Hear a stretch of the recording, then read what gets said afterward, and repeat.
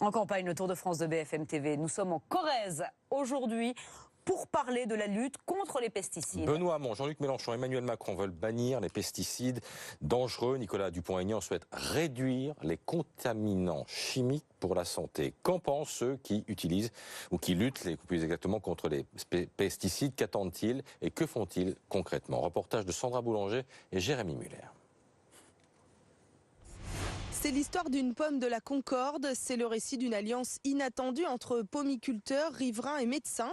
Des hommes qui n'ont pas attendu la politique pour mener la lutte contre les pesticides et qui déplorent la quasi-absence de cette problématique dans les débats de la campagne présidentielle. C'est l'histoire de 3 hommes que tout opposait ou presque et qui ont décidé d'agir ensemble. Voici le premier, Fabrice, le riverain. Il organise des manifestations contre les pesticides. Notre problématique, nous, riverains, c'est quand on habite à proximité immédiate d'une zone de traitement comme celle-ci, à 20, 30, 40 ou 50 mètres, il y a une dérive des produits toxiques qui arrivent directement sur les habitations. Et c'est pour ça qu'on demande à ce qu'il y ait des mesures de protection qui soient mises entre la zone de traitement et l'habitation qui est située à proximité immédiate. Ces mesures de protection, elles sont là. Une haie fraîchement plantée et un filet qui s'apprête à être fixé sur ces poteaux pour stopper les pesticides. Ça n'a l'air de rien, mais c'est le fruit d'une intense négociation lancée sans attendre un éventuel plan national ou une loi soutenue par le futur président.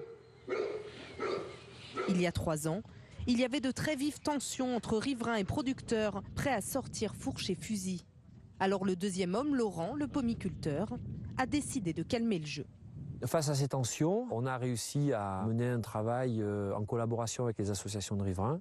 Et ce travail se concrétise par une charte. Aujourd'hui, on a fait une charte qui est à la veille de sa signature. Si toute la filière pomme du Limousin fait désormais des efforts, c'est aussi sous la pression de ce 3e homme, Pierre Michel, le docteur. Il est à la tête d'un collectif de médecins contre les pesticides, une première en France.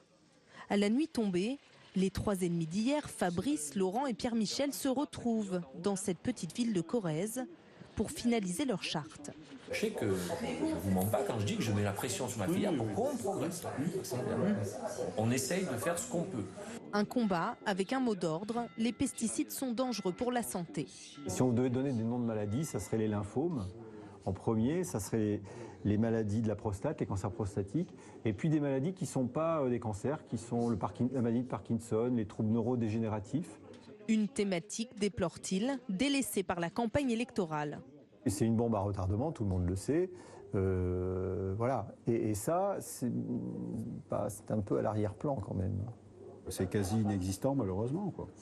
Voilà, c'est relégué au second plan. Alors pour moi, je pense que c'est une question principale, puisque dès lors qu'on a un problème de santé, ça devient malheureusement ça devient principal dans notre vie. Tous iront voter, mais sans illusion. Peu importe qui sera élu, ils prévoient de poursuivre leur lutte. Liées à l'environnement, liées à la pollution.